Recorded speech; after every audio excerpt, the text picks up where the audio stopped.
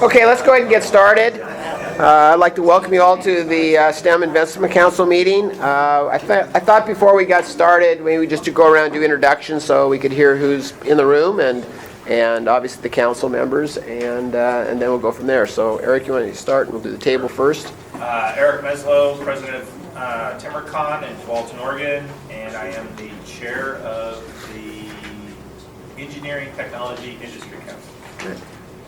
I'm Lindsay Capps, Chief of Staff for the Oregon Education Investment Board. I'm Robert Clark with Denzel.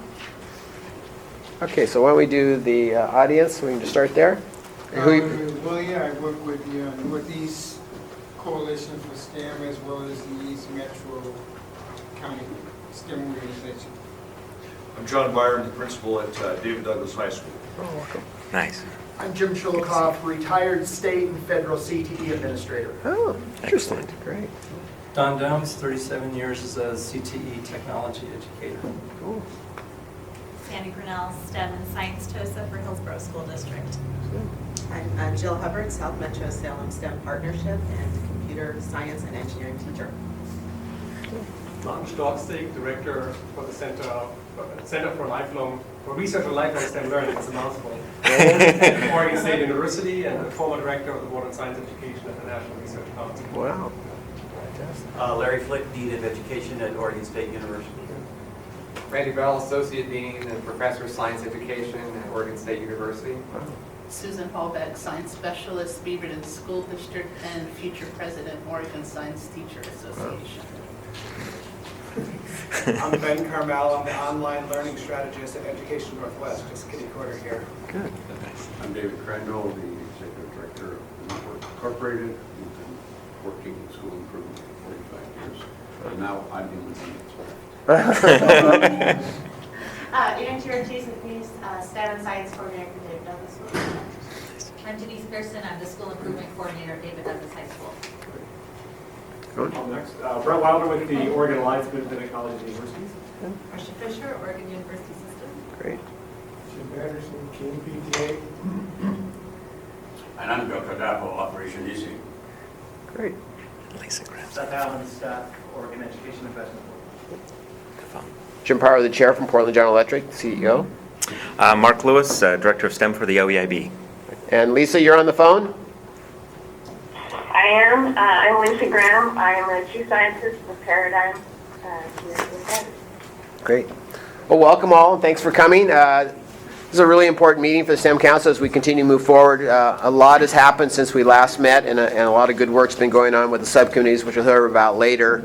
We're going to hear this morning about the governor's budget and how he's positioned STEM and CTE investments in his budget, which is really important. And then we'll continue to look at what's going on down in Salem and how we move this forward. So really good agenda, and I think we'll learn a lot. For the council, just to let you know, some disappointing news, but understandable. Fred Zaire decided to resign from the council. I think his business has kept him busy. Hard to make it here from Eastern Oregon, and so he cannot be here. And Jessica Gomez also, with the birth of her child and just the commitments of her job and raising a family, has also decided to leave the council. So we're going to have to find some replacements, which is always challenging but good. And so we would ask any of the council members if they have people they think could be really valuable and could help our mission to let Mark or I know. And we're starting to work on a list of people that we could add to the council to fill those spots. Point of order, they go through the governor's office or do they go through Nancy's? Through Nancy, I think. Chief Education Officer. Yeah, Nancy appoints the position. So anyway, disappointing but understandable, and we need to have a full council to get our work done. And this is an important year for us to get our strategic plan together. And if we're successful in the legislative session, we'll have some real work to do in terms of allocating those dollars to get the outcomes we're looking for and grow those programs through the system. So with that, I'm going to turn it over to Mark to give us a director's report on what's been going on since we last met. So, Mark? Well, it has been a little while, and Happy New Year to everybody. It's still January, so I think I can say that, right? Yeah. Until tomorrow, I can't say that anymore, but Happy New Year to you all, and it's fantastic to see how many people are showing up for this council meeting in the gallery. So That's tremendous. I think it reflects the tremendous amount of energy and interest that there is in the state currently around transforming STEM education as well as career and technical education.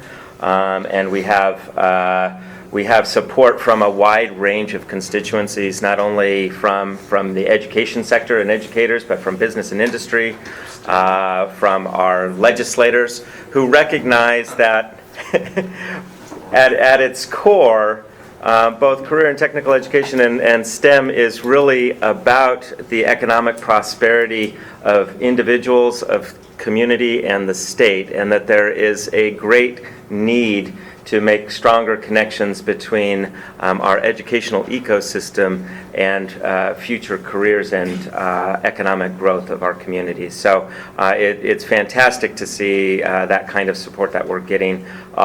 In the education field itself, we have tremendous shifts happening around the Common Core and the Next Generation Science Standards, which represent some fundamental shifts in how educators are expected to address engaging students in deeper understanding of the standards and being able to apply their thinking in a variety of different ways.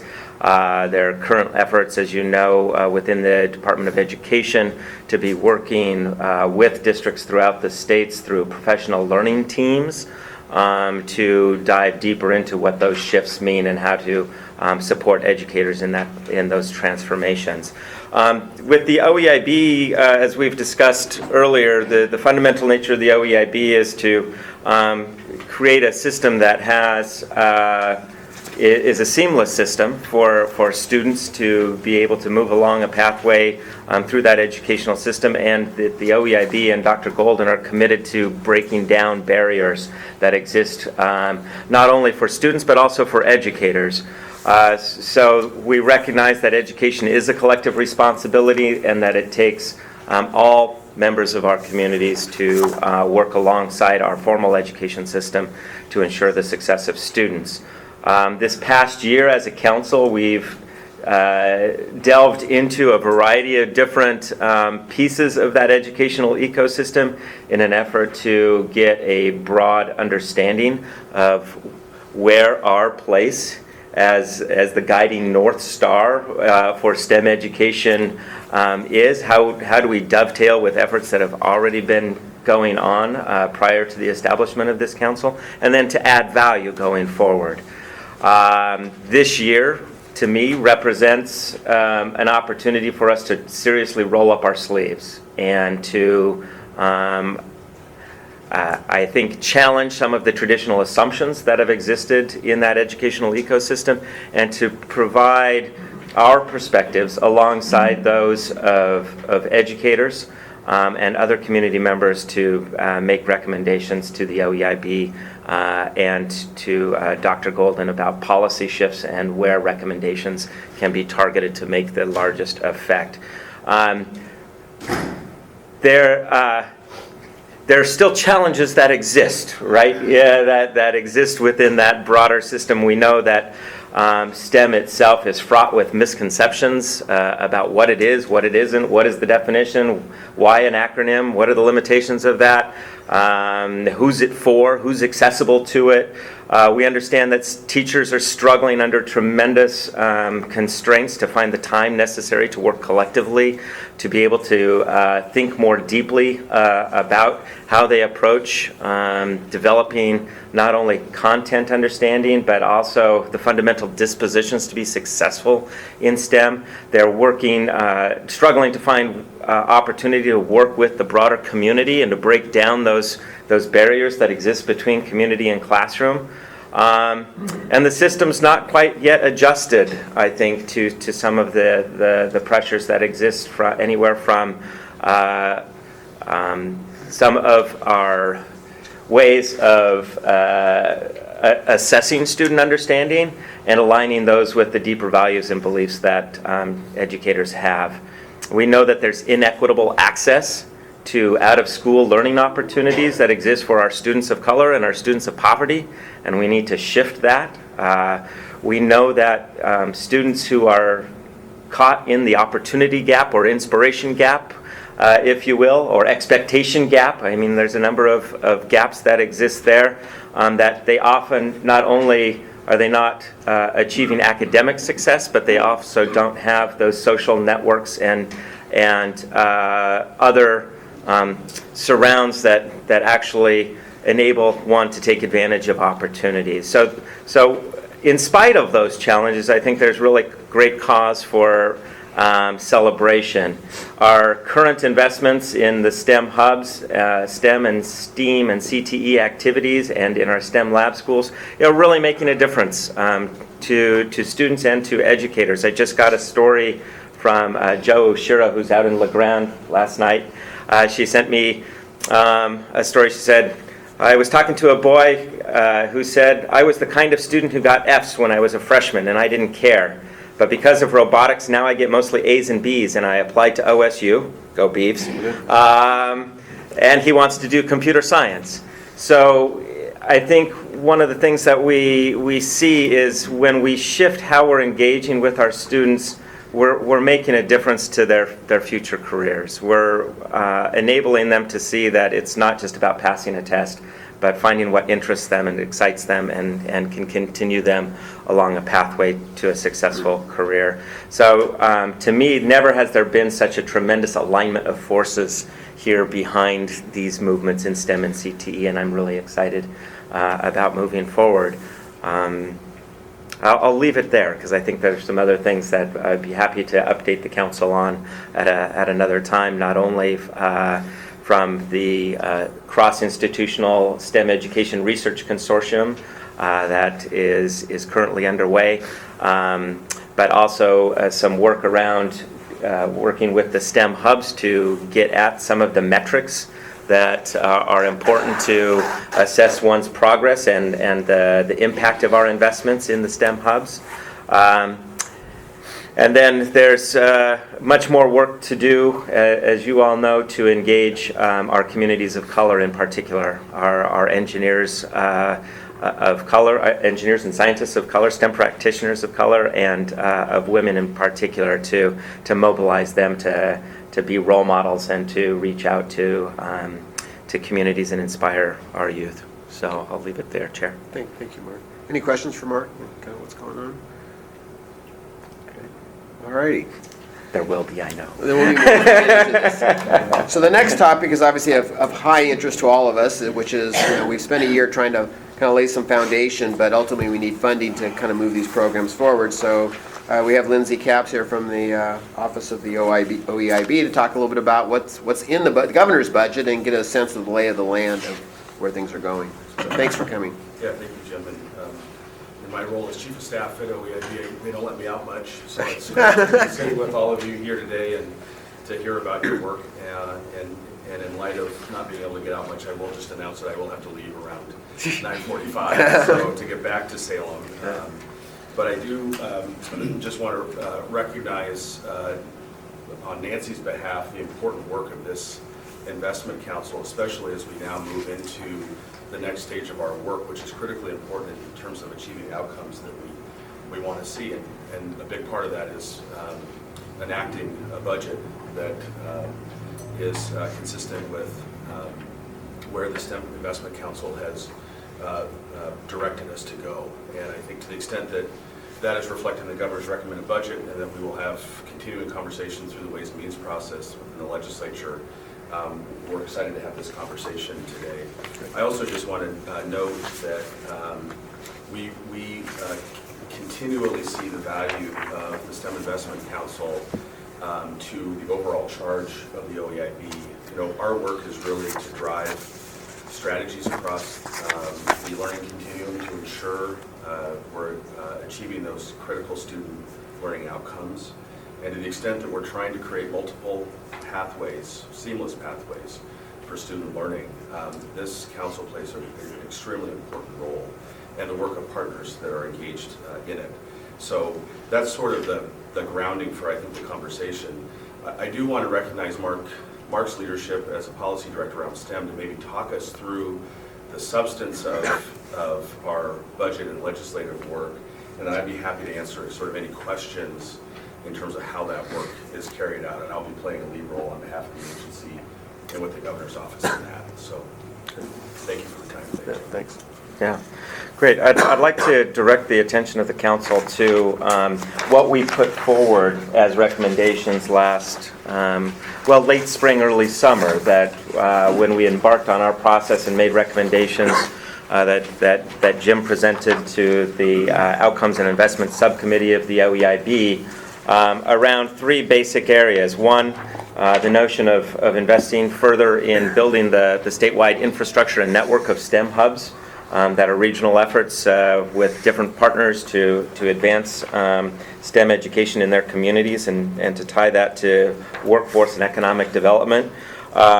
To fund some strategic STEM programming that advances those, that spreads the kinds of programs that have shown to be effective with students and spread those across the state, and to invest in slightly higher risk promising practices, and then to figure out, do those work, and if they do work, then spread those through our STEM hubs and our networks, and then to also get much greater alignment in our post-secondary programming to ensure that it is responsive to changing workforce needs, and to provide incentive funding to institutions, both four-year universities as well as community colleges, to start up programs that are aligned to workforce needs.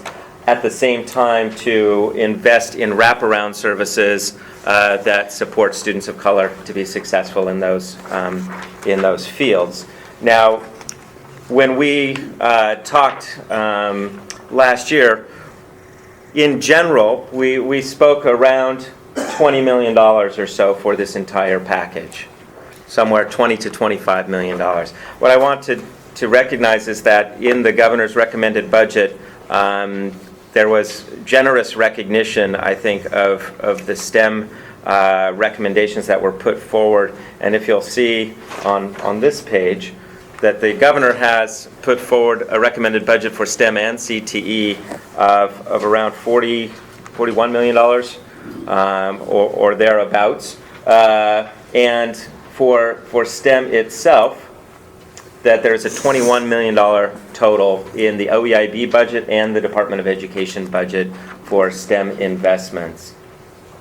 We have, as a council, we have not yet discussed the particulars of this page yet, but you'll see that they're broken out in terms of at least the regional STEM hub network of around $5 million, to double the number of STEM hubs in the state and to provide the necessary connective tissue at a state level to coordinate across those STEM hubs and to spread best practices.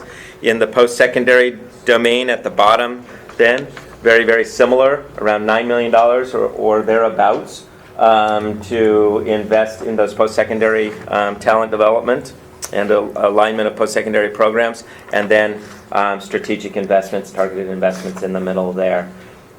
Given the time constraints that I had to put forward a sheet like this, that middle, I was quite confident that the top and the bottom aligned with the will of the council in terms of how we had spoken about them in terms of the substance of those recommendations.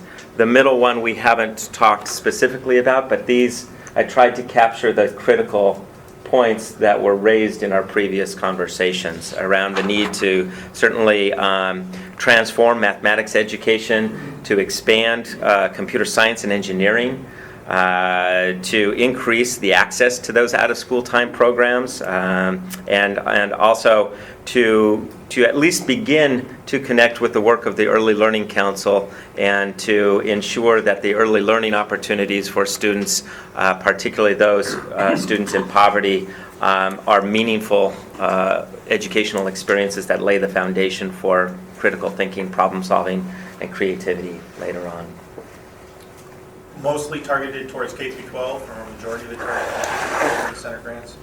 In the center grants, Yeah. we had talked about predominantly focusing in the grades 4 through 8, Okay. was what I had heard from the council.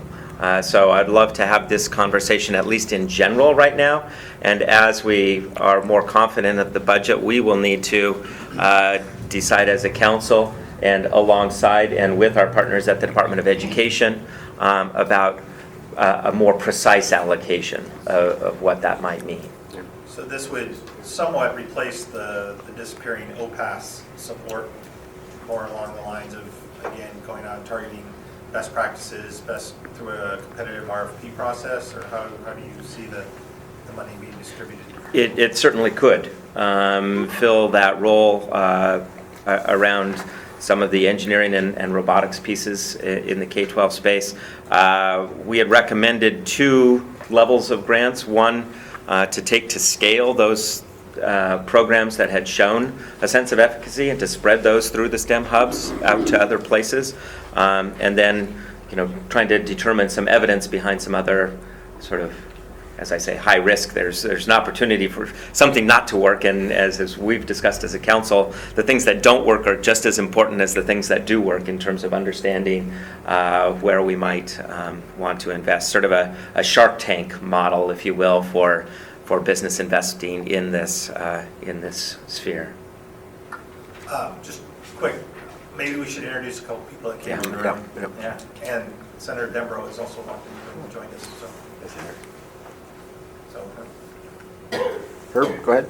Herb Ferkey with Coopers Engineers. Dwayne Johnson with Scale Up Partners and Globe 3 Ventures. I'm Michael Dembro. I represent Senate District 23, that's northeast and southeast Portland. And I chair the newly created Workforce Committee in the Oregon Senate. And I would argue, if it wasn't for Senator Dembro's efforts, we wouldn't be here today.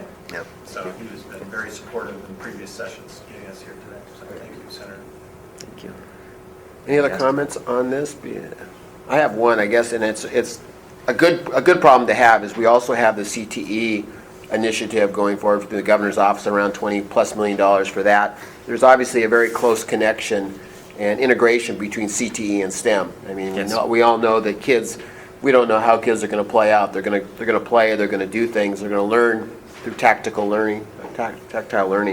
So we're going to have to think about how we integrate this with STEM, whether right here or with whatever comes out of the legislature. But it really is important that at the early levels, it's hard to distinguish CTE and STEM. They look very similar. And it's very important as we develop the children and the future engineers and scientists, as well as people who work in the technical fields, that gets well integrated. Because you can't tell a child at the 4th grade level which way they're going to end up. And we need to create those pathways so that it works well. Yeah, thank you for pointing that out. There's, I've put together a graphic. There's a number of conversations happening around this idea of integration between CTE and STEM, and we'll be hearing later on the agenda some comments from the Oregon Business Council, from Duncan Weiss and Kyle Ritchie-Knoll around a reconstituted STEM and CTE employers coalition to support business and industry perspectives and needs for advocacy and communication in the STEM and CTE place. There's conversations that are happening certainly amongst several of the legislative leaders, Representative Dembro, or Senator Dembro, sorry, Representative Reardon in particular have been real leads in that front, as well as Representative Reed, Representative Comp, and others. So there's a lot of conversations, and we'll talk a little bit about the legislative bills and concepts that are currently being considered and underway. In your packet, you'll have another. You have another sheet in your packet that sort of gives an overview of the governor's recommended budget for career and technical education investments to extend and expand the career and technical, the CTE revitalization and innovation grants, around $17 million there. The idea there is that those act as startup funds to reinvest in equipment, in staffing across the state in much needed areas, since CTE has, for the last 10 or 12 years, faced severe budget cuts and hence severe capacity cuts at a local level, and so wanting to get those start up. The conversations with the governor's office have also recognized that there needs to be weighted funding that there has to be some sustained investments alongside those startup funds to encourage and incent districts to maintain those programs over time and not let them suffer from having to make really tough budgetary decisions when there are constraints at the district level. And then a recognition that over the summer we need to engage our youth in hands-on, minds-on types of activities that connect them to careers and not let their interest and motivation wane and slide during those summer months. Are you looking for an action on this centerpiece today from the council? Do you just to bless it or? I think comments and considerations and feedbacks to help me understand where the will of the council is so that I can shape and frame my conversations with the Department of Education and then incorporate those as we get greater clarity on budget about how we might set up and lay the foundation for the programs that might exist. Most of those in the middle, I've already been speaking with the Department of Education, and in every one of those bullets, there's overlap to try to leverage the $7 million is not enough. Let's just be blunt about that. It's not nearly enough to address the needs. And so one of the criteria in my mind was how do we leverage other existing funding from CTE, from the Early Learning Council, and from others to dovetail with these recommendations there. So how do we align our efforts? Process question that kind of leads into that. So on the middle part, who applies for those grants? Is it just districts, or is it, we look up above and could the STEM hubs actually apply where there's partnerships apply for some of those funds to get some of this work done? Who do you see being the recipients? Well, I think that districts? I think a number of recipients would be potential. There's a lot of, in our current strategic investments around STEM, really districts or nonprofits could apply for those. There would likely be an expansion. We may have to see if there's some specific legislation around the use of these funds, but the STEM hubs would definitely needs to be involved in both the submission of grants, but also I would love to involve them in the selection of the recipients as well, so that they're understanding. So is it the OEIB's responsibility to set up the framework for all of that to happen, or do we have some skin in the game with regards to the processes of how the funds get distributed? Right now, the OEIB has $14 million and another $7.1 to the Department of Education. We've been having conversations about with the Department of Education around how that might look. The current thinking what's mentioned in the governor's recommended budget is that the STEM Investment Council is to guide the allocation of the funding that is flowing through the OEIB.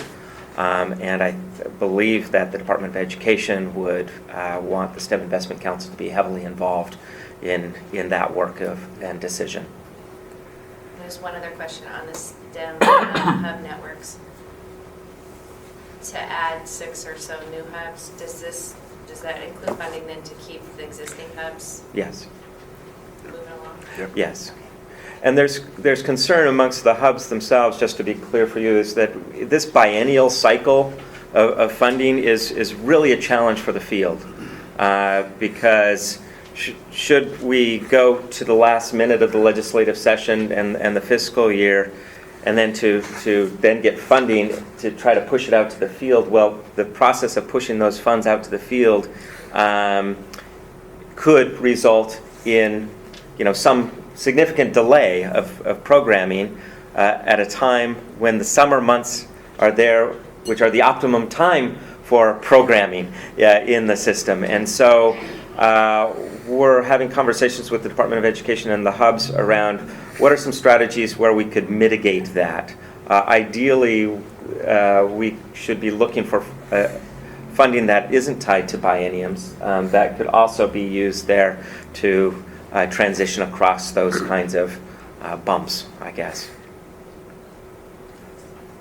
So is there a process the education department has for tracking what the wraparound services might be in rural populations and communities of color and for women to get them involved in STEM? In other words, each group has its own barriers of entry. Some of them aren't necessarily education barriers. So is there some way to collect the best practices around that, to ensure that those practices are being communicated out to the hubs or whatever other vehicles there are for sharing those, and funding for that as well? Yeah, I only see the only one that has a specific call out is in the post-secondary. Is there intent to call out a percentage or keep it in the charter for the other two portions?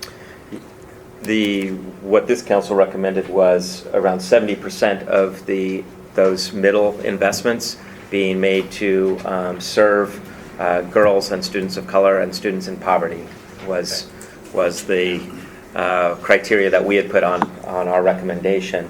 The OEIB itself has been working very strongly, as you know, around issues related to equity and our communities of color, and there is a very strong desire to be working with culturally responsive organizations to provide those wraparound services and to ensure that more of the strategic investment dollars made this round go through those kinds of organizations to ensure that the strategies are reaching the communities and the populations that are needed. I think Dwayne's other question, though, was there's got to be some infrastructure behind this to make it all work together. Best sharing of best practices, starting these hubs up are not easy. People don't quite understand, and you're only so thick, you can only cover so many things here, I'm not sure how to take that. We're going to slice you too thin, So the question really is, do we have money in this to allow a backbone or an infrastructure to support this so these hubs can be successful? Because we've seen in at least the first set of hubs, they struggle a little bit about what their mission is and how they get set up and what they should be focusing on, how we bring industry partners. And I think they need some assistance in kind of working through that, as well as sharing best practices and some of the good programs so that all the hubs can benefit from that. And so do we have some money in here for that if it was to get approved, or does it all have to be earmarked to programs? Well, that is certainly the intention. It's a huge need, particularly in terms of working with the STEM hubs alongside them to collaborate and to provide the necessary sort of assistance to be that connective tissue across hubs is very, very critical. So that is certainly the intent of needing to provide those, to make a network, a really functional network. We can't just be pushing grants out into the field and saying, okay, fine. It's not a matter of just administrating. Just as a process comment, as we're going down the road of the policy enactment and the resource allocation, which will be a legislative conversation, we'll be continuing to have dialogue, OEIB, ODE, about how we would implement the program if approved. So I think it's something we can put front and center in that conversation. Are these Danny's the result of the CTE STEM Governor's Task Force, or are these those documents that were kind of coming out of that conversation? These were developed to help. Yeah, for marketing purposes and other. I guess my comment around if we are going to be working so diligently on the center section, especially for underrepresented groups, we should very much call that out, very much emphasize it, and even put a number to it. Great. If it's going to be a percentage or whatever. Great. Because that is a critical piece to make sure legislators understand. Great. So thank you. Any other questions on this? One comment to that, I would consider calling out the rural populations as well, because one of the biggest challenges they're going to see is becoming second-class citizens and really falling into poverty because they aren't getting the support. Yeah, and in terms of moving this forward, we got to show it's holistic to the state, not just Portland-centric. So that's really important. Great. Okay, any other questions? Any opposition to this. I think we could ask for an endorsement of the council of this proposal. I mean, are you guys okay with where this stands? Jessica, you have any, or Lisa, do you have any questions or comments? No, not at this time. Thank you for asking. Okay. And we have a quorum now. Yeah, we have a quorum, so just, can I ask for a motion to support this as a general direction for funding? I'll make the motion. Second? I'll second it. All in favor, say aye. Aye. Opposed? Okay, so I think you have an endorsement of this as a general guideline, and it's not going to be precisely, but I think it's a guideline to give an indication So this is where we're we... working closely with Joe, obviously. I mean, Yes. she can tell you what worked and what didn't work at OPAS in regards to the competitive grant process and using the right talent pool to actually evaluate the grants, because that's one thing I'd be very concerned about, is that this particular council, although we're relatively engrossed in education issues, we're not professional educators to be able to evaluate those grants. And at Yeah. OPAS, we used a large group of people to help that process, Yeah. that actually do it for a living. What, just something that came up in conversations as well, is with this, as we're trying to establish this cross-institutional STEM education research consortium to help us do our work more effectively and to feed research back into policy, and to ensure that to bridge practice and in the field with research as well, research into practice and vice versa, ensuring that the field is feeding into research agendas. We had a conversation about some portion of these grants, I'll throw out a number, 5%, but don't hold me to that, of these investments going toward that research and evaluation of those practices. So feeding that to our institutions to help work alongside this as well. So I think that would be a critical piece for us to make sure that these grants are being effective. And maybe one of the comment, Mark and I are starting to have conversations with some of the foundations who might have an interest in funding some of these programs also, and they've expressed interest, the Oregon Community Foundation, to at least have a conversation of where they could help and assist in some of these programs as they start developing and need a little more horsepower to get them going. So, Well, to that point, the OCF and Meyer and other foundations are already funding wraparound services. Yeah. So using that as a way to really connect them with the hubs, and be able to support that infrastructure would be very helpful. Yeah. Okay.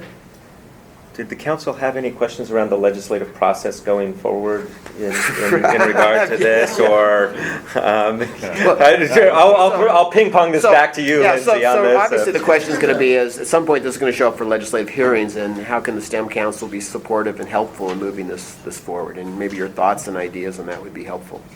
Well, so there'll be the main venue for this will be in the Ways and Means Education Subcommittee, which will take up these various proposals through both the budget for the Oregon Department of Education and the budget for the Oregon Education Investment Board. We expect those to start in earnest at the end of February, early March, and so we can be in communication with the council about the timing of that and the opportunity to share perspectives with the subcommittee.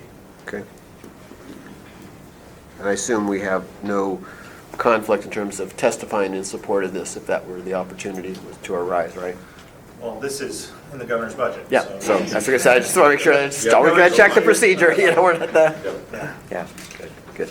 So as we get closer to that, we'll see if we can find a number of the council to go and sit in on those hearings and testify if necessary, so very important. Okay. Anything else on this topic?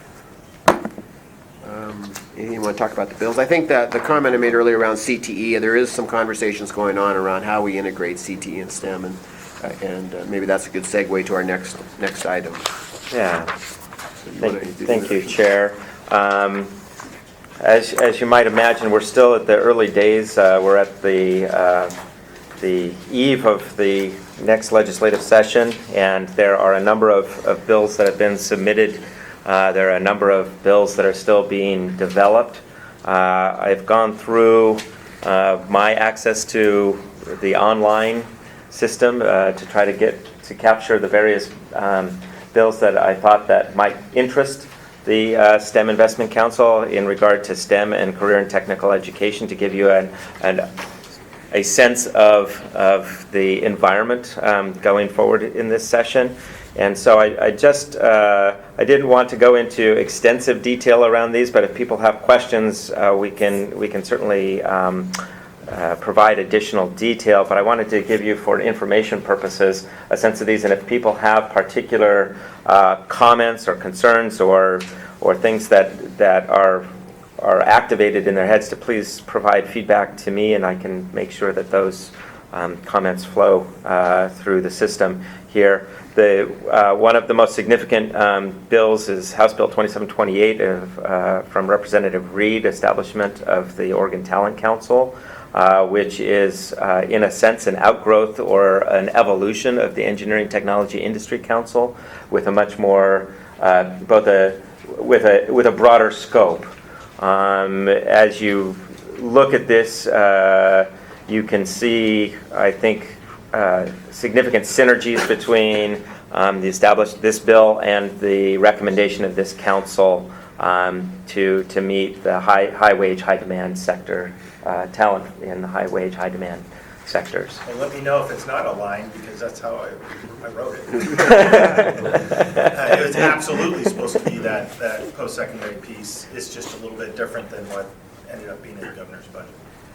Eric, I did have a question. How does it overlap, or is it consistent with the third block in our thing? It absolutely is the third block. It is the third block. That's what I thought. So it is somewhat of a replacement for that, in terms of how that funding would get determined and how they would direct To be it. as politically as correct as possible which is difficult for me, as everybody knows. It's a bolder piece than the governor requested in his budget. Okay. That's the only major difference. It does do something very specific, though, in the bill. It does eliminate ETIC if it is created, Right. where the governor's budget essentially keeps ETIC in existence. Right. But the funding for those programs kind of moves over to here, Yes, right? the idea would be is if the OTC is successful in being created, it would eliminate or sunset ETIC immediately. Those ETIC funds that were allocated in the governor's budget, about $6.1 million, would move over and be part of the base of the OTC's budget ask. And then this block would move over also then, right? Well, that third block would move over then We're to... very interested in that is part of the sausage to be made during the legislative session. I think the OTC group is very interested in aligning extremely closely with the STEM Investment Council. And therefore, there's questions about what agency you reside in and what the reporting sequence would be in regards to who controls it. Yeah. But that's there's lots of folks with lots of opinions on that to be worked out during the session. Yeah, there's certainly some mechanics. Eric, do you know, this council put forward a recommendation around ensuring that there were those wraparound services for students of color and That is girls? not mentioned as strongly in 2728. I think it would be an excellent amendment, and I don't think anybody that is in the OTC coalition would have any issues associated with that. I think what we need is some recommended language coming from the state equity lens piece. Great. Okay. Happy to help Yeah. you work with that.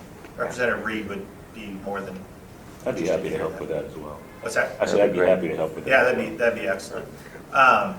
Traditionally, we've worked with programs like Oregon State has and other universities as part of the post-secondary, but since this is expanding out into the community colleges, I think we need to have more definitive language in the bill so that it's clear what the responsibilities are. Thank you. Looking down this, do we want to walk through it, or do you just want to ask questions about these in particular? We can walk through. Okay, very, very quickly, I'll move quickly, and if there's questions, then we can pause. Representative Comp and others are working with the Oregon Computer Science Teachers Association to look at funding for increasing digital literacy, computer science, design-based thinking across elementary, middle, and high schools. a lot around teacher professional development, but also in support of after-school programs such as Chick Tech, Girls Inc., et cetera, who are also working in related fields there. I know Don Domes is here, Terrell Smith, who's previously spoken to this council, is also working on that alongside Representative Reardon and Representative Comp to develop those. One thing I'd let the council know is with ETIC's change and morphing over the years, ETIC had a significant amount of subsidy going towards the Oregon robotics programs through facilities, some FTE. That was pulled back when the Oregon University system dissolved and became part of the higher education system, new higher education system. Therefore, there's a little bit of concern that some base funding has been pulled out of WorkTop. Obviously, a great program that we want to see moving forward. So there is some advocacy that is needed here in regards to with Representative Comp or others in regards to making sure that that gets backfilled. Yeah. Okay.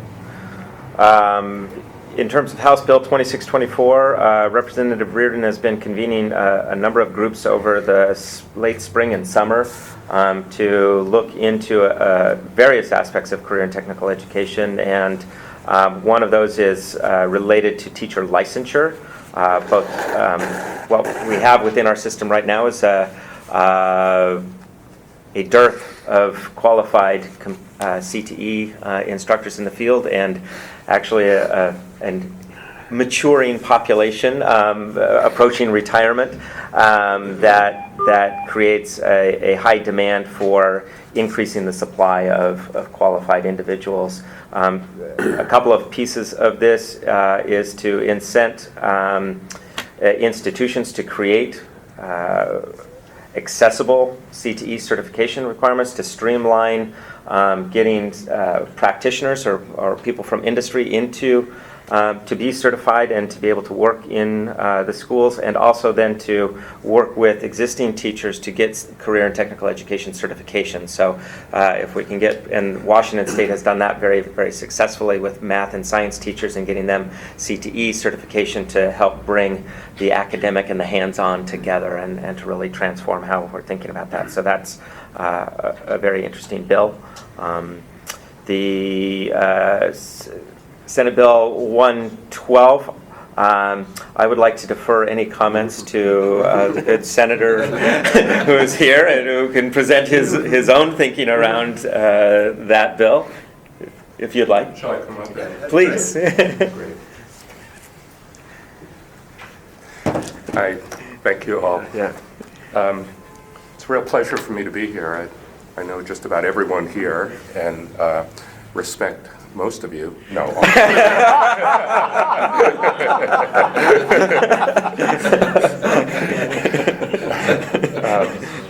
But I've never had a chance to attend one of these meetings, and it seemed very timely for me to do that, and I'm very, very happy to be here.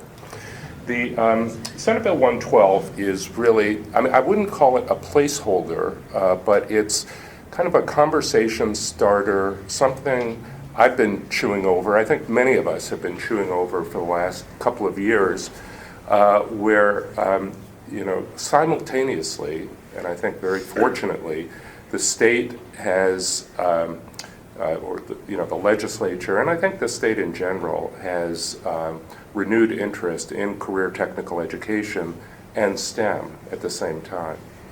And those two processes, I think, have been not necessarily working in the most coordinated fashion, right? And that's fine. I mean, we're in a startup phase now, and this is a time for creativity, et cetera. But at some point, we need to figure out just what are the proper relationships between CTE and STEM. And as was said earlier, in a lot of ways, certainly at the younger years, they're really indistinguishable, right? And so the question then becomes, do you want to have completely different silos, for them where the distinctions become kind of arbitrary? And I think, just as the conversations that, that Eric has started over the Talent Council, is causing us to think about what was, or is, I guess, still ETIC in a new way. And, how do we bring all of these things, not necessarily into alignment, but at least into close coordination? So that, what is proposed in this legislation, and I'm not wedded to it at all, to this model, is that we would have, just as we have a STEM council which has a relationship with the OEIB, we would also have a CTE council with a parallel relationship with the OEIB. And that then would, I think, guarantee a high level of coordination between what's going on there. Now, the other way that we could approach this is to have a single STEM CTE council with purview over both areas. We might need to change up the council membership, and I would certainly be open to that. My sense was, just from what I had heard from people initially, was that might be the long-term goal, but it would make sense to start off with separate councils working in parallel and in tandem, that with the goal of eventually actually integrating everything that they do. If people think that we could do that more immediately, maybe something that would be phased in over the next couple of years, I would certainly be open to that. But the way we have it now, we have the CTE group, which includes people from industry and from education who are distributing the CTE revitalization grants. Over here we have STEM grants. Of the CTE revitalization grants, I would say at least half of them could be called STEM grants. I mean, we did specifically dictate that $1 million in grants would be for STEM activities, but in fact, I'm sure $5 or $6 million were to projects that really you could call STEM. So I don't know. I don't want to impose my vision on this group, but I would be very, very happy to know what people here think, and not that you need to decide this today, certainly, but at some point this bill will come to my committee, and I'm happy to, I'd like to consult with you and consider my being here today sort of the beginning of that process. And I don't know if you have time for some immediate reactions to this, but I'd love to hear. I'd like to react. I appreciate you bringing it up, and I think CTE wants a seat at the table, and I do think there's this integration. Whatever the case is, whether it's two going to one or one, I think it's important to kind of reconstitute this whole council so that it doesn't look like STEM taking on CTE as opposed to bringing people from both CTE and STEM together. So it's really important that they see they have a seat at the table and that there's not just dominated by the science. So I'd love to see it reconstituted with a STEM CTE focus, so it's really integrated. Maybe a little bit bigger council, maybe you go to 11 and, whatever, 11 or 12 or 13, but make sure we have a balance of the CTE STEM because it is so hard to differentiate between the two. I think the CTE people want to make sure they have a seat at the table. It's important. They've worked hard to get money into the budget to move their programs along. We understand the importance of CTE, and they don't want to be left behind as they're fearful of it's all going towards STEM. And I think, I could go with two, but if we could reconstitute, and I think it's really important to have that language, reset the phrase, and so we have to restart again. I still think that's, from my perspective, that's my point of view, and I'd give up my seat to make that happen, if that's what you require, because I think that's important that they come together, but we have to get the CT people comfortable with that in terms of their seats at the table and that they have a good voice to move their programs forward. I'd second that. And basically, it's really, can we change the thinking and the paradigm around CTE and STEM? In other words, it's really about creating opportunities for people and giving them choices to be able to, let them choose where they'd like to go, and then make sure we're putting the dollars into the appropriate programs that allow that to happen. I think the challenge with having it being separate is that it becomes almost a zero-sum game, and that you can't easily transition and make dollars available when the community needs change. So, getting people at the table, having the same conversation, maybe we actually have like subgroups that are focused on one aspect or another. But the whole idea is really to make sure that it looks like a seamless process for the students and parents and folks going through it. So if they can see one council that's focused on this, and they know that, well, they can come here and have conversations with it, it makes it easier for everybody. Exactly what Jim and Dwayne just said. I'll add to it that it's already happening. If you look at the STEM CTE or CTE STEM Employers Coalition, it's not the STEM Employers Coalition anymore. We've already integrated.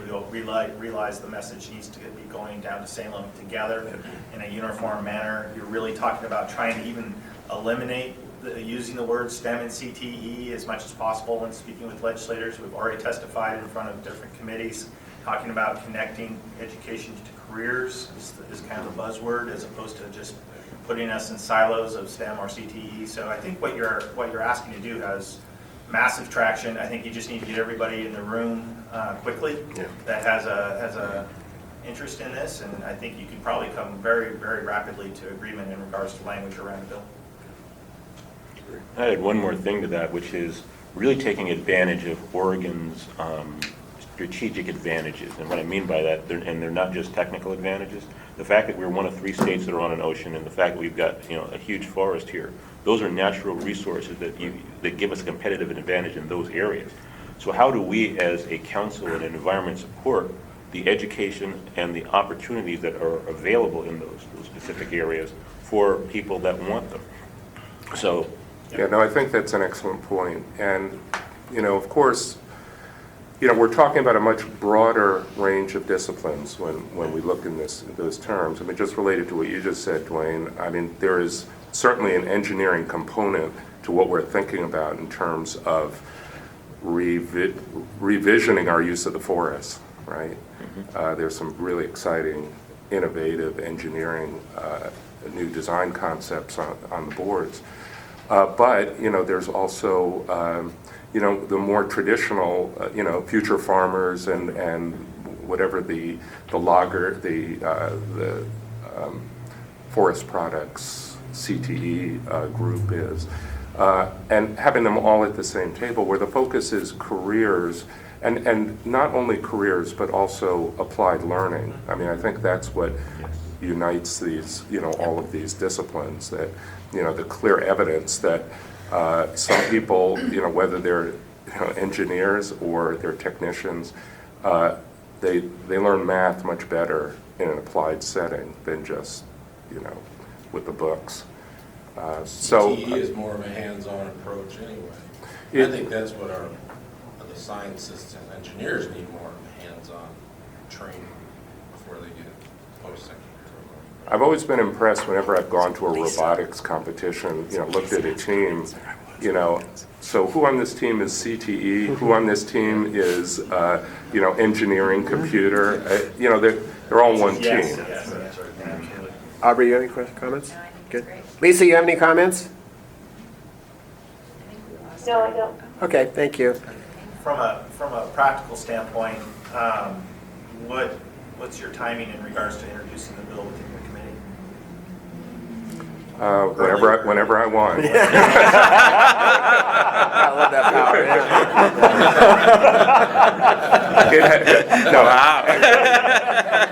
No, let me step back.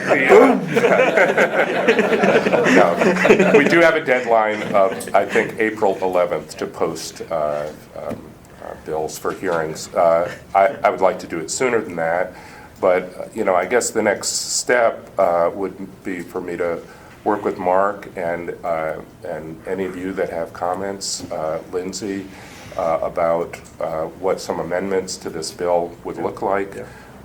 So let's really be thinking of what this might look like. And who really, I agree with Jim, we're going to have to expand the table, so who should be at the table? That's right. What kind of qualifications and skill set. Right. My encouragement would be to try to get that wrapped up rapidly, because as we're marketing all of these items, this would be an excellent item to be right on the top of the list. Show coordination and collaboration. And I think That's right. there's nobody in a better position to probably go to speak with is would be Kyle Regino. I was going to suggest that. We got the STEM Employers Coalition who can help. Sorry, Kyle. Yeah. You got it, but she's And they're right in the next. heart of all of this. Yeah. That's great. Thank you, Senator. Okay, I thank appreciate you. your leadership on Yeah. this, and it's really good. Thanks for your Great. listening for input. So, Yeah. Thank you. Just to let you know, I've been working very closely with the Department of Education, Laura Roach, the director of CTE for the state of Oregon, and to talk about how we can approach this integration as well from an agency perspective. We've been developing a Venn diagram that shows the overlaps in terms of CTE and STEM, particularly around the shared outcomes that are being put forward by both STEM and CTE in terms of improving graduation rates, engaging kids, motivating them to become career and college ready, et cetera, around the shared approaches in terms of the application and hands-on, and then the shared high demand careers. Within the career and technical education, the pathways within CTE are not simply, they're not all STEM, but those in the high wage, high demand career sectors are easily classified as STEM as well. So I think I'll send that Venn diagram around to you for potential comments, for comments. right, we need to move on. So, anything the other bills? Do you want to just quickly go through those bills? Just a quick note, and then we'll move on. You're going to cover that. Yeah, quick note then on credit equivalency, the idea that there's already authority within school boards, local school boards, to grant credit for career and technical education in regard to meeting graduation requirements. This would provide some pilots that actually shows that could be demonstrations to more districts throughout the state about how to do that and how to do that effectively. The differential funding formula is currently in the process of being worked through. There's some legislation around advocating for outdoor school, which is a tremendous opportunity for young students to really experience nature. Some who haven't had the opportunity, particularly those who are in urban areas and urban areas of poverty, to learn more about our tremendous environment here in the Great Northwest. That's applied learning 101 right there. The whole thing. It is. And just in terms of the Future Farmers Association and 4-H, those are the quintessential STEM programs. I think I've shared with this council before that where the Aerospace Industries Association goes looking for aerospace engineers is farms. That's where they go because they get the idea of that these concepts are integrated and they're problem solvers. There's some work being done around apprenticeships with the Bureau of Labor and Industries and the construction industry to bring out, I believe it's $500 for every $1 million in a construction project, and put those funds into another fund to support apprenticeships in the construction industries, and that's construction engineering, et cetera, construction management, the whole 9 yards. There is a bill that I don't know much about in terms of the computer science as a language requirement. There was a similar bill in Washington around this. For many, programming is a foreign language, so that's kind of a fun thing to play with. Computer as a second language. Computing as a second language, and quite honestly, digital literacy and that linguistic, as well as the associated skills of logical thinking and reasoning that go along with coding, is just phenomenal. The community college placement test, we know that that's a huge barrier for students, particularly in terms of developmental mathematics and placements nationally. Students, I think it's only 5% of students who need to take remedial mathematics end up graduating with a degree, a 2-year degree. So The statistics on that are tragic, and that is something that is badly in need of being addressed. And then there's a couple of placeholder bills. There's a couple of other bills that I've heard wind about, but I don't know enough about them to include them on this list. Thank you. Thank you. Any other comments on that? I know you have to go, right? So thank you. Any comments, last questions for Lindsay? Okay. Thank you for your work Lindsay. on this. Appreciate your support, so that's great. Okay, let's move on to the next item on the agenda, which is an update from Kyle Ritchie-Noel on the STEM Employers Coalition, CTE STEM Employers Coalition. And come on up, Duncan and Kyle.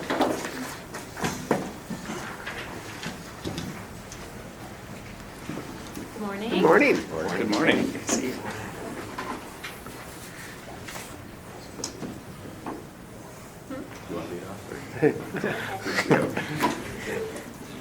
Since Kyle is, as Eric said, Kyle is the heart of our work here, so why don't you lead off, Okay. and then Well, thanks for having us. I was leaning over to Duncan saying, I don't really think we need to present. What we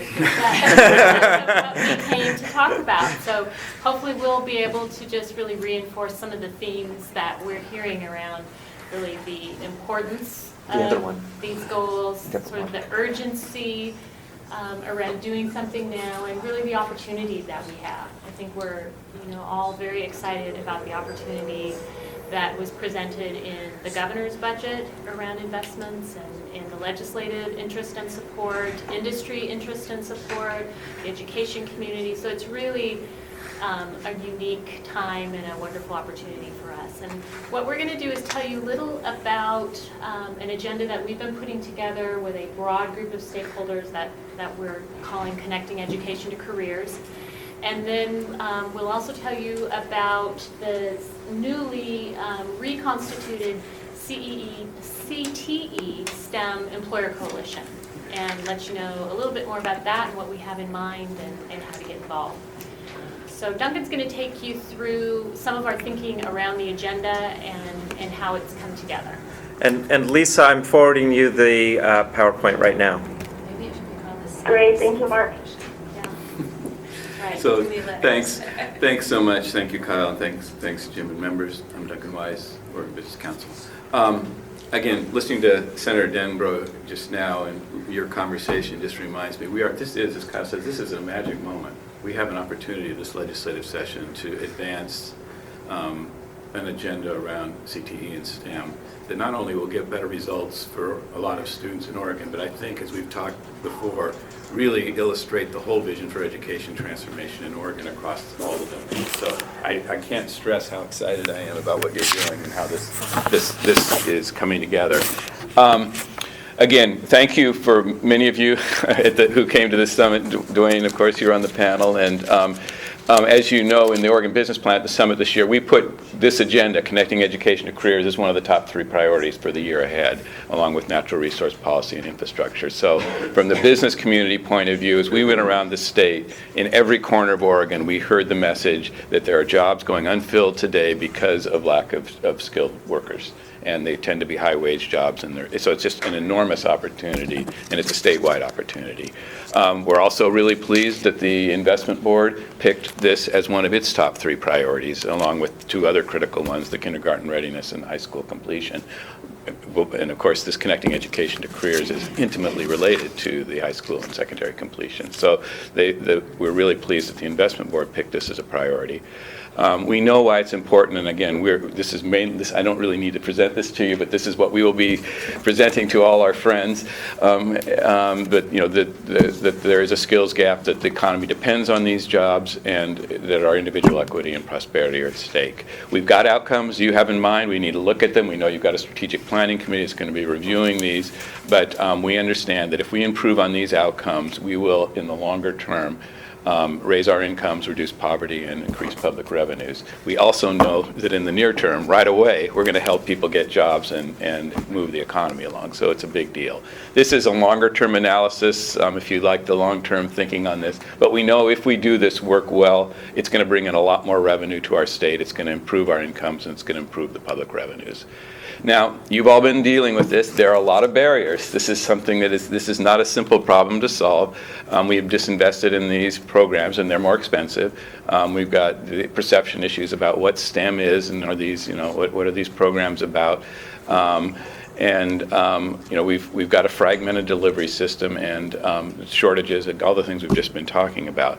What we think is exciting is that you all are creating a comprehensive vision for changing all of this and building a continuum that isn't a K-12 story or a community college story or higher ed story. It's a continuum story, and it's not about STEM and CTE as separate silos. It's about an integrated story, and it's about recognizing that applied learning is a key way to unlock the academic learning, and that these are all interconnected, and that we need to have these pathways that are seamless for students across the continuum. So we understand. So I think it's really important, and with the materials we're working on now, we're going to try to really capture that story. We're trying to figure out how on one page we can tell this picture of the continuum and how all these investments fit. Because again, I think what Senator Dembro just said is so important.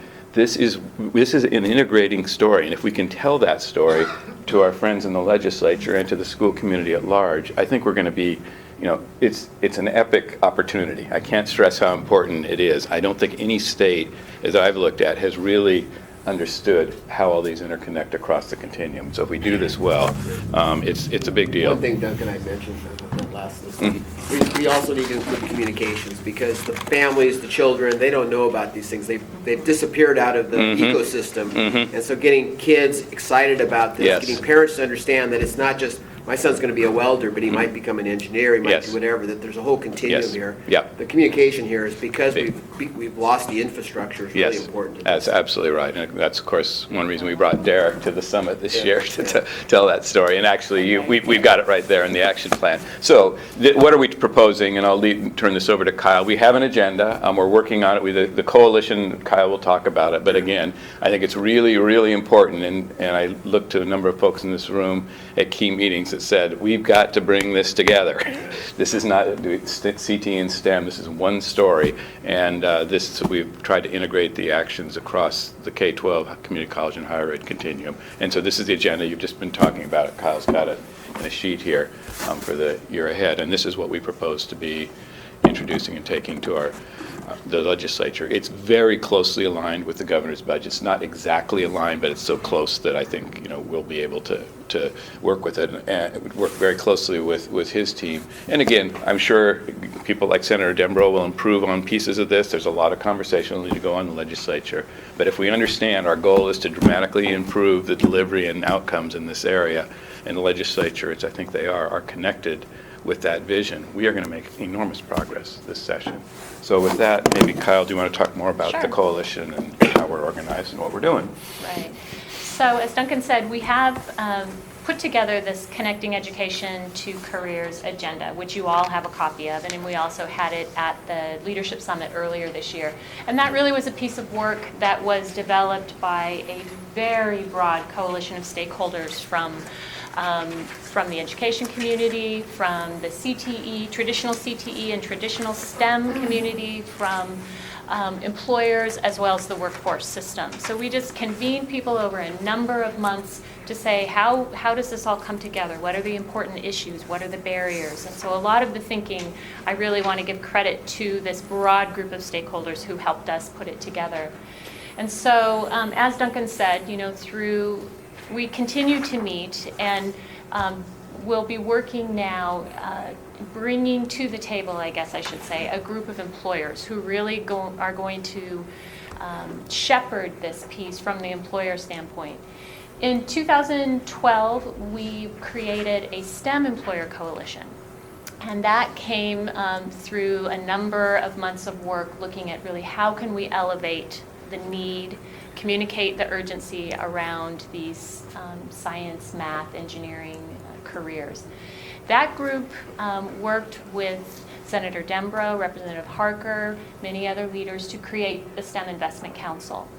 And so in the time since, it's gotten just sort of quiet. We haven't had as much going on. But as we pulled this group together to put our agenda, it became really clear that what was needed was, once again, to mobilize the employer community.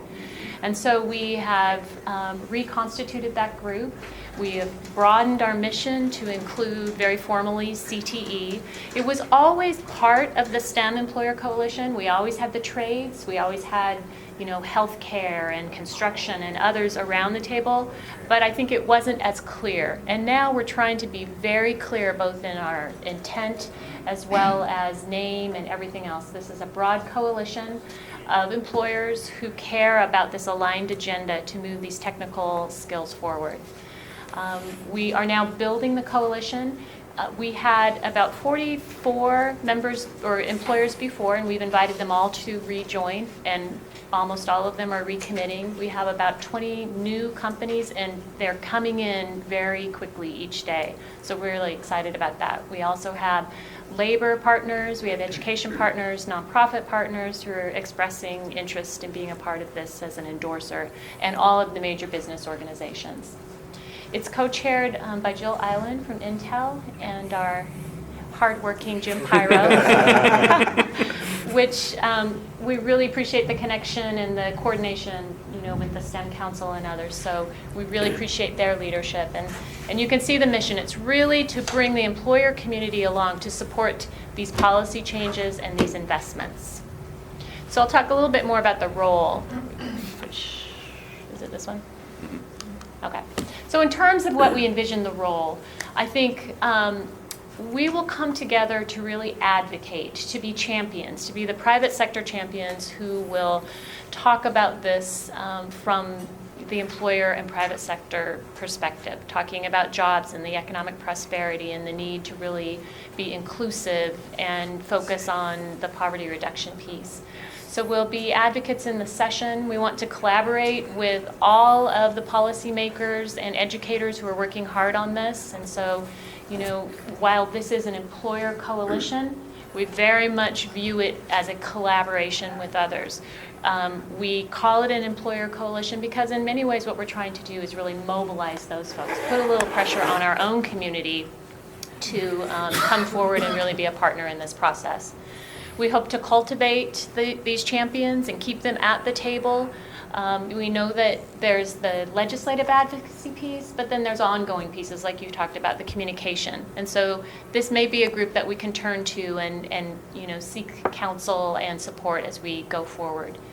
And then really monitor and report on the goals so that we can continue to you know, work on these together and keep our employer community informed and at the table.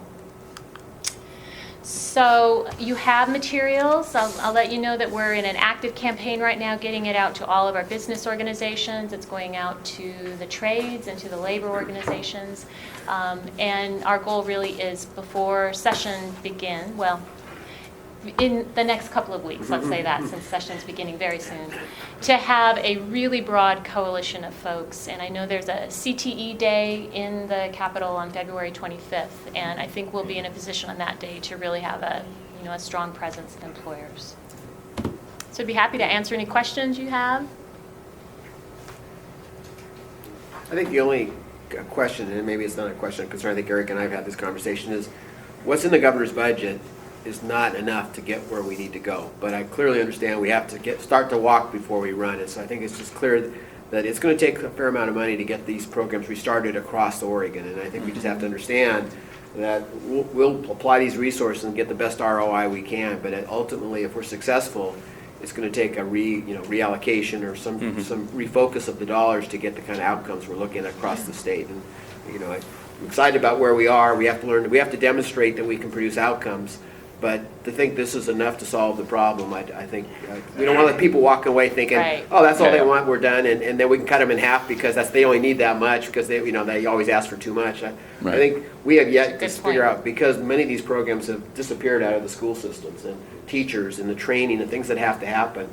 It's nice to get us some money to move this forward, but if we're going to be successful across the state, I think it's going to take more resources. So I think we have to be clear to folks that this is hopefully we can show something, but there's more to come here, and I think we can demonstrate real ROI for the dollars spent. And I would just stress to follow up on that is there is the investment side and there's the formula change. And I think we've got to come to grips that these programs are more expensive if you don't have a permanent way, whether, I know there's controversy around formulas, but there are ways, lots of ways to crack this. But if we don't have a permanent message to schools that if you provide CTE, and frankly, same in higher ed and STEM-related programs, you're going to get paid for it, they get starved. And that's the history of this. So I would say, frankly, the strategic grants are important, but the formula changes are critical. And again, there are lots of ways to do it. I don't want to, but we've got, the governor's got a proposal. I think it's a good one, but we have to deal with that issue if we're really serious about this. Herbie, your question? Is part of your goals also are the employers looking at their own workforce and how diverse they are in terms of where they might have gaps? Women, employees that are women or whatever, and employees of color are just saying, hey, we can do better in certain areas, and put that out there with the coalition? I would think so, because in fact that's an absolute need, and the industry talks about that, and I think that they're very committed to the goals that we've talked about around diversity. They recognize that that's an absolute necessity if we're going to get to the position of doubling the degrees and doubling and helping to really fill these positions. So I think there is a real commitment and certainly room for a lot more conversation around those issues. And I know that many companies in the tech industry are beginning, in tech industry in particular, and across the board, they're getting very intentional about those conversations. The other thing I would just say is the talent council itself will be a great venue for that conversation. I mean, that creates an industry structure to more organized way talk about industry needs, and that's a key part of this. A couple of comments.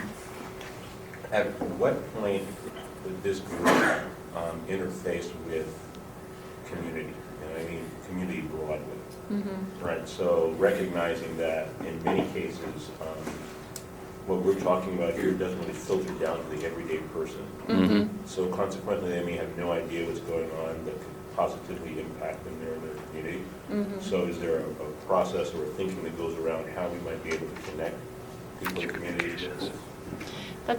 That's a good question. I think that I've been contacted by many of those people since the summit and the media coverage, and so I've gotten a lot of emails from people with many good ideas about ways that we could support their work and reach out to them. And so what that says to me is there is a real hunger to work together and to collaborate and to bring employers to the table. And so I don't have a good answer for you yet about how that would work. I think the communication piece will be really important. Our work is really focused on the employer community and initially on advocacy for these investments. But I think going forward, and the communications piece seems to me to be that place. And to your point, I don't know that it is necessarily your role to set that up.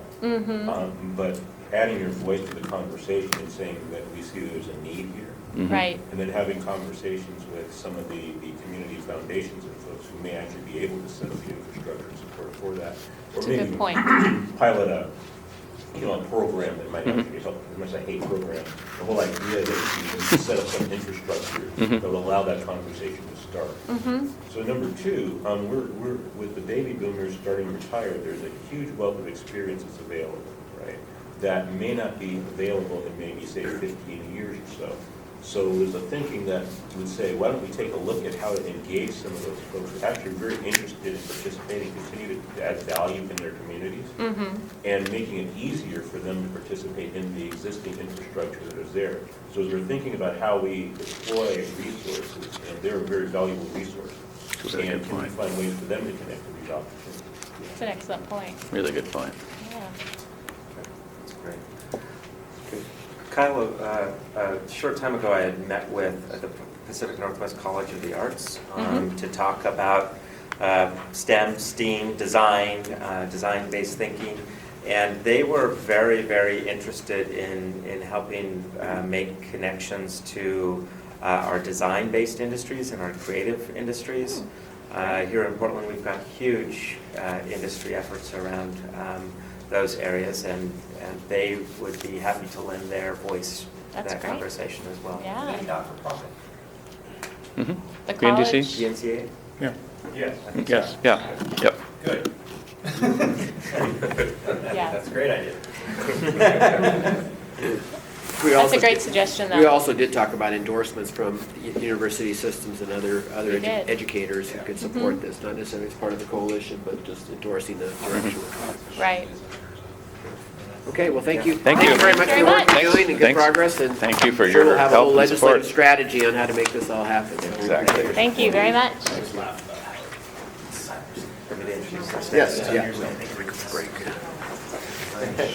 So the next item on the agenda, we're going to be hearing from one of our very highly successful STEM hubs. I want to provide an opportunity in each one of these council meetings to give some more targeted updates about the impact that these investments are having in the field. And Jill Hubbard from the South Metro Salem STEM Partnership has agreed to be with us today to give you an overview of a very exciting platform that they're creating, really to connect educators with STEM employees and practitioners, whether those are in industries or whether those are in some of our other sorts of agencies, STEM-related agencies, such as our geographical what is the NOAA and those kinds of things. I know the acronyms, but I don't know how to say them. So, Jill. Thank you. Thank you for the opportunity to present here today. My name is Jill Hubbard. For those of you that I haven't had the opportunity to meet before, I'm the STEM Network Director for the South Metro Salem STEM Partnership. Excuse me, I'm also an engineering and computer science teacher, so it was interesting to hear the STEM CTE discussion going on here, because I would consider myself both, depending on how I approach the day, I suppose. And I'm a former senior design engineer for Intel, so I have some experience in the private sector and also in the public sector. My role as part of the STEM, South Metro Salem STEM Partnership, is figuring out authentic ways to connect educators with STEM professionals. So it was really interesting to hear from Kyle about OPC and what they're doing. This talks a little bit about the infrastructure that Dwayne was referring to. How do we actually now start to connect people in real and meaningful ways? So I start here just with a quick, what are the goals of what's going on? And this is part of the investment that was made in the STEM hubs. So we work with Portland Metro as well, and also other people like workforce boards come in here, and Oregon Business Council hopefully will play a part here. So the goals here are to provide authentic contextual learning experiences, which then translate into business development and prosperity. So it's a way in to education, really by inspiring people, showing them what it means to have applied learning experiences, and then translating that into careers and opportunities for young people. We also, another goal is to provide opportunities for all students. Sometimes we'll see these opportunities in certain locations, depending on if you're close to the Portland metro area or where you happen to reside. So we wanted to broaden out the availability to students, so access to students, access to all. In doing that, we created something called Oregon Connections. And I talk about it as the next generation web-based tool, and I say next generation on purpose because it looks different. It's intentionally different, intended to be a game changer. I'm going to show you a little glimpse of what it looks like because that's the best way to really talk about this tool. Again, we're connecting K through 20 educators to STEM professionals, both in school and out of school. One of the pieces here is statewide access, and when I say centralized, the STEM hubs provide a lot of leverage here because STEM hubs represent many school districts. And as Kyle talked about, we have teachers that are hungry to make connections that are meaningful for their students. We have teachers, because they're implementing next generation science standards, want to bring that context into the daily lives of students, and they're looking for ways to do it. STEM hubs represent all these school districts, so they're in a perfect place to make those connections. The other thing that it does is, right now what exists is we have people that connect very well with industry in certain places, and for one, we tend to hoard them because we don't want to lose our connections. They're so valuable to us. But in reality, there is an abundance of resources out there. We're just not tapping into it very well. And then opening up boundaries so that students in rural communities can have access, as well as professionals. We want professionals to be able to volunteer not just locally, maybe where they live, maybe where they work, maybe someplace far away from both of those. So before I do that, so the way it used to work in terms of connecting, now this is from a teacher's perspective, we would either try to call somebody and cross our fingers, cold call. We would go through maybe our career-related learning person if we had one at our school. We would go online through these big databases, check boxes, and see what shows up, and then try to figure out what it meant. So we wanted to really change that model and have it more student-based, student learning outcome-based. So from a teacher perspective, this is what it looks like. A teacher would come in and they would put in a request, and their request would be based on expected outcomes and learning objectives. So a teacher may come in and say, this is a teacher in Oregon City, and she's doing a lesson on lightning, the effects of lightning. And what she's trying to do is build some structure that shows how lightning affects structures and maybe grounding or maybe material types, some things that have people actually doing and building in her classroom. Today, how would she do that if she hadn't actually built something? It would be kind of hard to really start that kind of a process. Not just for a teacher, but even for a professional coming in, because professionals, and I speak from my own perspective, you have to have a sense of what is meaningful to the people in the classroom, what is age appropriate, how do I get things across well? So it really does need to be a collaboration of people. The game changer part is once she puts in this request, if you notice it says recommended experts up there, automatically the tool says, here are some people in the system who have those skills that have offered up their services, and she can connect with them. They can either connect directly, or maybe somebody at Intel has a job where they are going to facilitate people in their community or in their work environment to make these connections. So it doesn't have to be direct, it can be through a third-party person that manages those types of connections. On the back end, there's a bunch of tracking that goes on as well. But I wanted to show you that it looks different in that now we open the curtain and we can see the people on the other end that are willing and interested in helping us in our daily practice of teaching. How do those people connect in? How do Great question. Okay. So you're like my straight man. Like, I got to figure out how to get there. I want to get my name on the list. Awesome. That's the next ask. So hold on to that. So how do people connect in? This is Manjeri McCoy. She works for Autodesk, and she created a profile. Her profile is short, takes 15 minutes to create. We do it via webinars, and we have a tutorial on the website that I'll show you. You can do in 5 minutes. You go in and you fill out a biography and put a picture up. A lot of our professionals are taking this information from LinkedIn. She fills out some skills and specialties, things that she does, affiliations she may have, and then it puts her in the system. She can do more things that I would get into when you decide to sign up and make a profile. I can show you what else you can do. But there are things from a professional perspective that were important to our professionals. We spent a lot of time talking to people before coming up with this solution. They wanted to specify how they wanted to connect, the time they were willing to give. They wanted to be able to take themselves out of the system if they were working on a project for a certain amount of time. They wanted to be able to make sure that their companies were profiled some way. So I'll show you some of that stuff as well quickly. The other thing to point out here is there are virtual sessions, so ways to connect virtually, and there are ways to connect in person. One of the things the business community said was, I would love to volunteer in Malala, but that's going to take me 45 minutes just to get there, one way, which is going to take a huge... Yeah. If you're lucky. If you're lucky. So this tool provides real-time virtual sessions. And I don't mean a YouTube video. I mean it's as if the person was there. So you can converse, you can see each other, the students can see the presenter can see the students. You can store those recordings for later use for other classes. And it's actually a national system, the virtual system. So you can connect with people anywhere.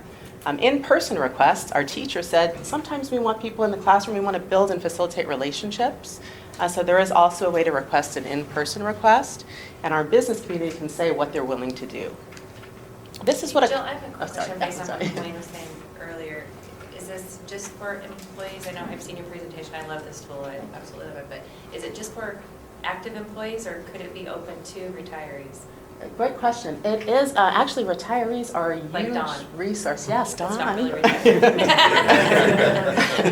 We're stretching Don. Dawn can never get away with education. There is another Don bill that extends the opportunity for retirees to re-engage in education. But Retirees are huge, though, and in addition to retirees, there are other resources out there. Agencies are great. Higher ed people are great, so making those connections between higher ed and K-12 is huge as well. So we're bringing different types of people in. What we're really looking for are active people.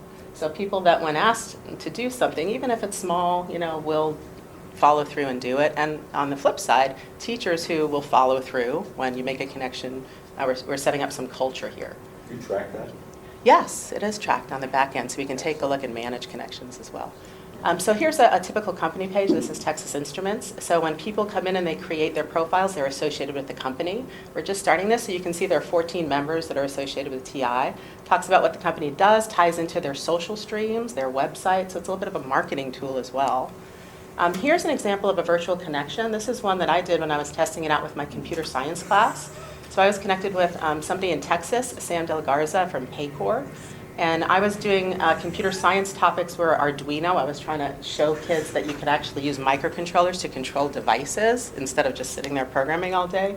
What he did is that was his hobby. So he came in and he showed us how he controlled his, I think it was like his washing machine, if I remember correctly. I thought if he made something that folded, I would be all over it, but he could start his washing machine.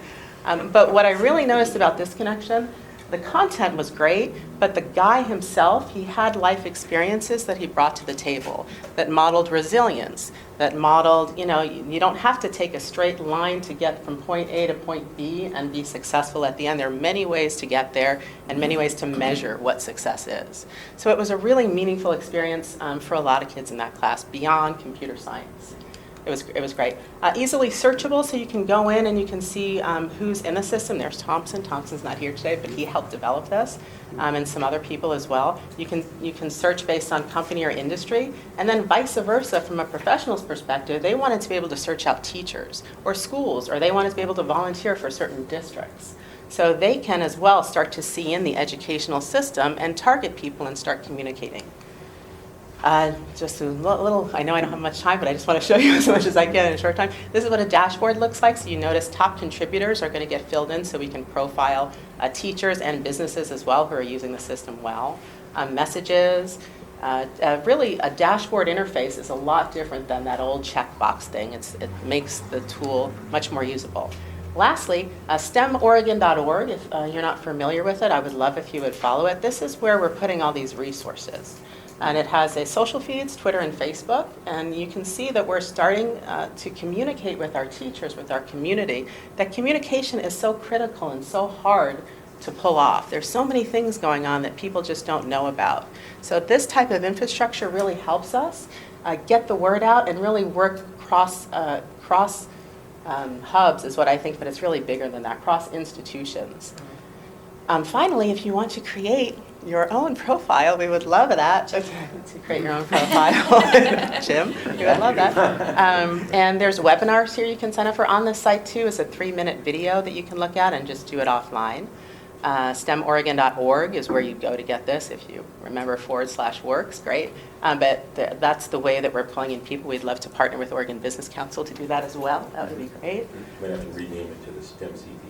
Yeah, I don't even want to talk about naming. Branding, we're not going there. Yeah, wow. Around diversity, inclusion, and access.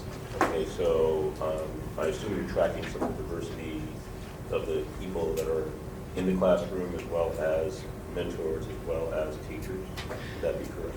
So students are a little bit harder to track, but teachers, the diversity factor from the perspective of teachers and volunteers is easy because when they create profiles, they specify that.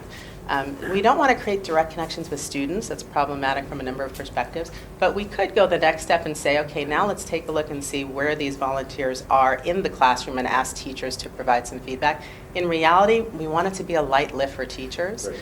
And doing that would get me, and I'm thinking from my educator perspective, I don't want to do anything that prevents this from getting to students.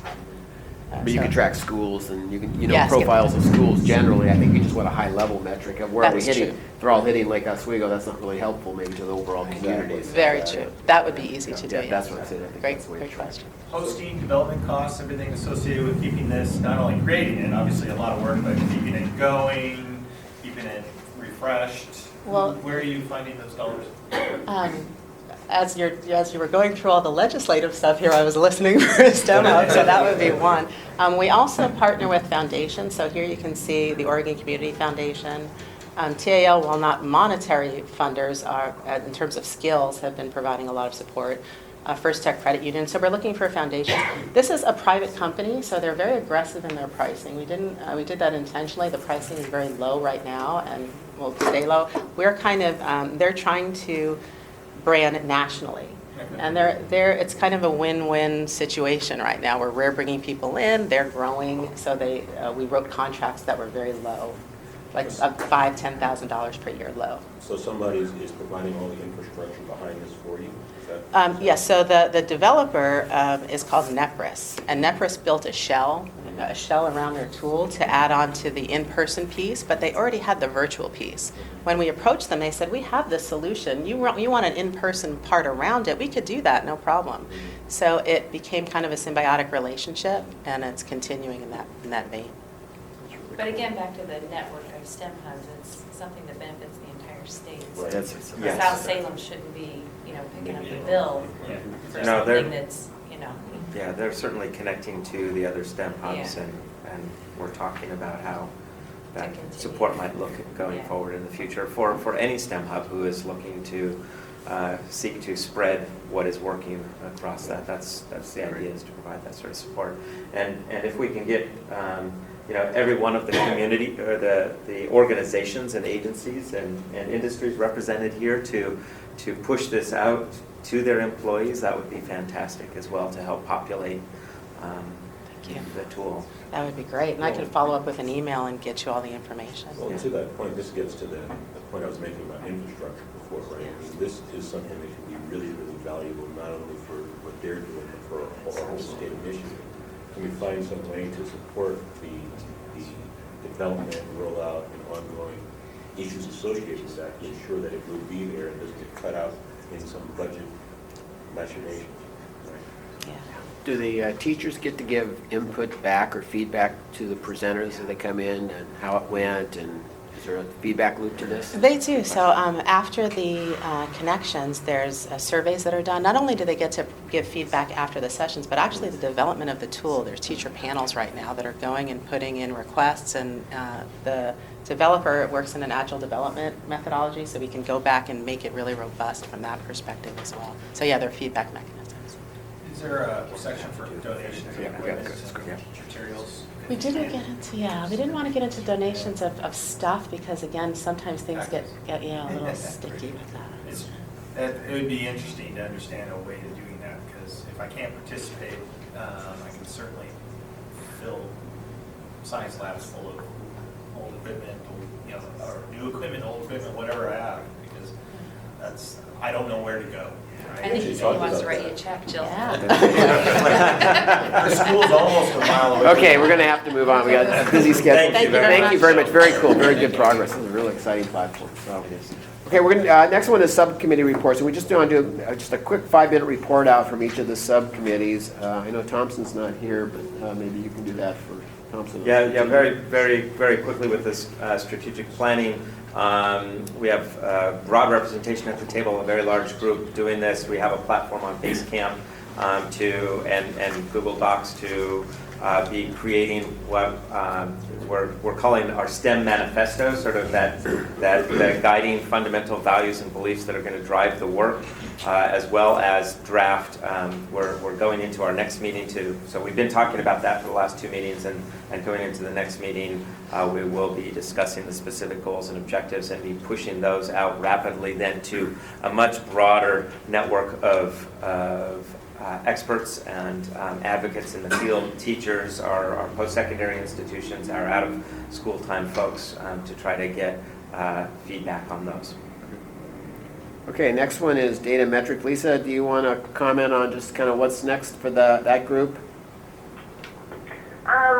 I do, but I'm also hoping that Mark will jump in and help out here since he was actually at our last meeting. I was hung up at an airport, so going forward, there's definitely some planning around. There's meetings on the calendar. There's been some preliminary materials gathered together. But Mark, if you don't mind, would you give some of the specifics from our last discussion? Thank you, Lisa. Very quickly, the subcommittee went over the supply and demand figures that we had seen previously, that this council had seen previously. We had some brief conversations around that. There was an expression of a desire to have a very tight timeline and work plan going forward for the next few months. The next meeting will be discussing how are we defining, STEM from a jobs perspective as well as from a post-secondary certificate and degree perspective as well. There's been some work around the country on that, and so we'll be looking at those. All right. And communications, Eric? Yeah, so communications advocacy basically broken into two things. Short-term, very rapid work that needs to be done, and then a longer-term strategy. And around the short-term, that's around the advocacy around this particular legislative session and assisting all the interested parties in getting proper bills passed and budgets approved. As previously mentioned, there are 4 large groups that are working in parallel with us.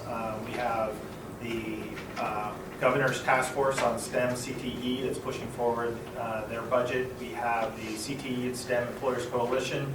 We have this organization's advocacy committee, and then we have an independent group of business interests for the Oregon Talent Council. So right now it's about coordinating all the language and wording so that we don't confuse the legislators when we get there starting next week. So that's the primary goal. Longer term, we're looking at how do we just elevate the overall message of what we're doing to all interested parties. That would be from employers to parents to students to decision makers inside the state government. Thanks, Eric. Thank you. Any other questions, comments? Well, good work. These subcommittees, I think, I know it takes extra time, but I think it's the focus on these specific areas will move us along a little quicker than us trying to do it as a committee of the whole, and look forward to you all bringing your products back to the committee. All right, time for public comments. We have 4 people who have signed up, and then we'll ask for others. First is Don Dones from Learning. I'm recently retired, so I'm independent. Oh, you're independent, okay. Independent, but I just spent 37 years in the classroom, literally boots on the ground, at that 1 square foot of floor tile where students put their foot. And this meeting this morning is just, I can't tell you how exciting it is to hear the comments that all of you are making about STEM CTE. In reality, as Jill mentioned, STEM and CTE in my classroom at the high school level became such a blend. I can report to you that last year at Hillsborough High School, over 6% of our students that graduated got in the engineering-related focused programs, earned certificate in courts and all of that kind of thing. It's very much a blend. On behalf of some of my students in the targeted populations are Luis Godinez, Jorge Valdez, Jade Torello, Savannah Loberger, who many of you know, Rachel Oster, Chris Gonzalez, Keem Lamb, Alex Polito. You can tell by those surnames. Those are kids that are specifically served by the things that you're talking about here today. And I can't encourage you enough to continue this work and accelerate it and increase it. Finding people that have passion, that can actually get services to students, organizations like ORTOP, Innovation Academy, regretfully Thompson's not here this morning, Girls Get It, Chick Tech. There's a whole group of things out there that OPAS in many ways supported, spawned, and brought to fruition, but those things in many ways have been orphaned in the process of reconfiguration. Eric spoke directly to that. Making sure that we do not disenfranchise those people who have had passion and who have got things going, keeping those things going, because we have literally tens of thousands of students to serve, and we're going to need an army of people, whether those are nonprofits, state institutions, public institutions. We've got to figure out how to keep those folks supported in the trenches, and I really want to encourage you to do that. Senator Dembro, when at the Leadership Summit, Laura Roach, we were in one of the sessions afterwards, and Laura Roach leaned over to me and said, Don, you never thought you'd live long enough to hear CTE and STEM in the same breath. And I said, yeah, I really didn't. I mean, it was a surreal kind of an experience. So I just want to encourage you to continue this work, to accelerate this work, and I thank you for your passion and your help. For those of us that are in the field, to see Jill Hubbard up here presenting this morning. Jill and I have talked about how do we get our community involved without necessarily having to bring them into the schools, the kind of things that she's working on to support those practitioners in the field that are doing this exciting work is just imperative. Thank you. Any questions? Yeah, Any Don, questions? I guess one thing I would ask yourself or anybody from the folks that actually do the work, as of be specific in regards to if you need something or there's an ask or you see a hole that's created, there's no bonus points for being quiet and being a martyr. You need to very, very specifically say, this is hurting, it needs exactly this to be whole. Otherwise, You've met Don, right? Yeah, I've just Don, Cullen, and around this council. Don't be, very specific, and then we can do something. Thank you, and we're working directly with Betty Comp on that bill that doesn't have a number. There's a group of us, particularly practitioners from the field, that have come together to try to help bring those things to light, and we really need your support on that. Dwayne? Don, where would you see this type of effort being supported? In other words, if I had to point at some agency, some group, some organization, where would you want to see the hub of the support that you're doing? That's a really outstanding question. It's going to take me longer than I have this morning. We need a. It's not just one. We really need a consortium. And to hear Kyle Ritchie, Noel, and Duncan here supporting this work this morning, I mean, we need this consortium to come together. And a lot of different people, because we have so many thousands of students and teachers that need the support. Might be a good conversation for another meeting. Thank you, Yes. Don, for your comment. Okay, next is Jim Anderson, and again, just a reminder, limit your comments to about 3 minutes, but really appreciate that. Morning, Jim. Yeah, I'm Jim Anderson. I have an industrial engineering degree from Stanford, and I retired, and I worked for about the past 10 years with King's School, which is primarily African American, but also lately about 1/3 Latino. And when I was growing up, I in 8th grade was competing with a girl by the name of Greta, and she was doing as well in math as I was, and I felt she should be staying with cooking and other classes like that and not be competing with me. And later on, when I came to Portland, I was working for Crownsville back now, James Rivers, and a friend of mine was a black engineer, and I called up the personnel manager and asked him how he might apply to Crownsville back, and he said, "We don't hire black engineers, period." And that attitude has not completely died, and I see it in King's School and other schools too. And opening up the whole education system to women and non-white in a technical way is really essential if you want to get them into the pipeline. They aren't in the pipeline for STEM. And this is the biggest gap, I think, in the system. Why there aren't women and people of color who are in technical professions. And you'll never get it until you start getting them in the pipeline at the very beginning. And it's preparation for kindergarten and thereon. There's a great richness that's not being looked into. Thank you very much thank you for your contributions to the community. Appreciate that. Okay, Willie It's like Claiborne, maybe? I've been called worse things. Well, I can't quite read, so.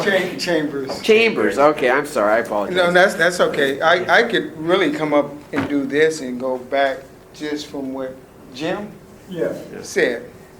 I mean, I really could, because he pretty much encapsulated a part of my struggle over the last 3 or 4 years with the STEM movement when you talk about equity, inclusiveness, and that whole side of it. I'm a part of an organization in Northeast Portland, STEM Coalition, as well as the East Metro STEM, our STEAM partnership in East County, David Douglas and such. So it's good to see you guys here as well. Again, thank you for the work you guys are doing. Mark, Dwayne, and such.